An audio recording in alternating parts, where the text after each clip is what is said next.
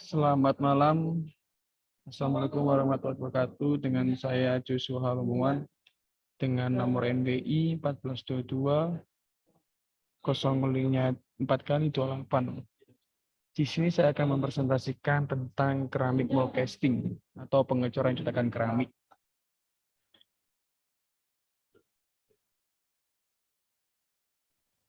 Yang pertama, daftar presentasi. Yang pertama, pendahuluan, pembahasan.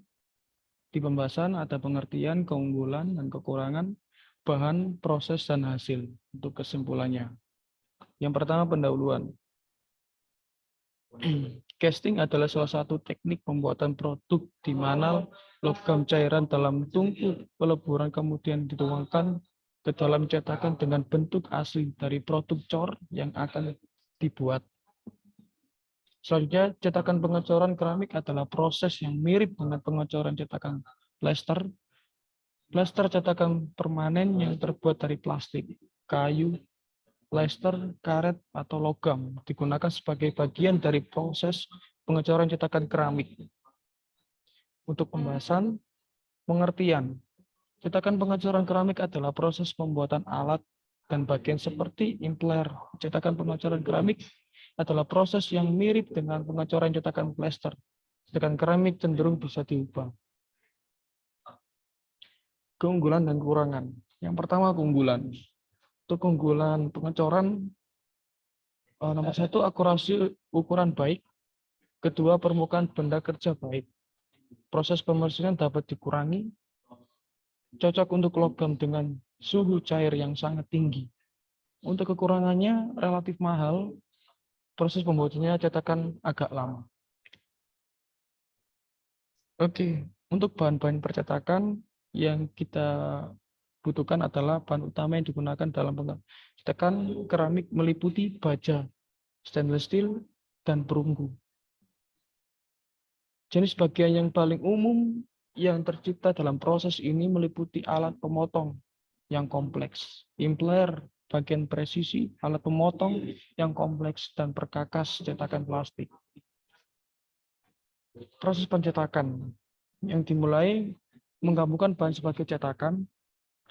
Yang kedua, menghasilkan bubur keramik. Bubur ini dituangkan di atas pola dan keringkan, kemudian dilepas lalu dibakar.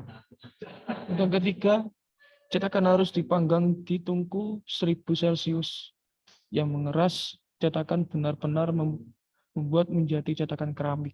Untuk keempat, cetakan bisa digunakan saat sedang panas atau orang yang menggunakan cetakan bisa menunggunya akan dingin dulu. Hasil cetakan siap dilepas dan digunakan. Seperti yang gambar di atas adalah contoh proses percetakan. Untuk selanjutnya, kesimpulan.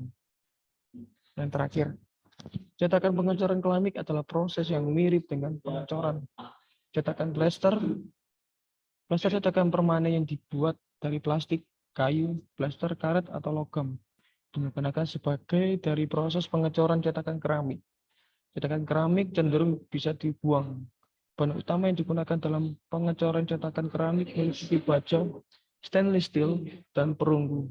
Jenis bagian yang paling umum yang tercipta dari proses ini meliputi alat memotong yang kompleks, impler, bagian presisi, alat pemotong yang kompleks, dan perkakas cetakan plastik.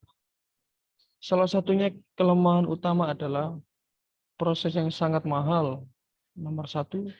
Namun di sisi lainnya proses tersebut dapat menghilangkan kebutuhan akan proses bundar yang memerlukan mesin untuk menyelesaikan atau memperbaiki proses. Meskipun prosesnya sangat mahal, pengecoran cetakan keramik menawarkan beberapa manfaat, termasuk pembuatan cor dengan deadline halus. Sekian dari presentasi saya. Saya ucapkan terima kasih. Selamat malam.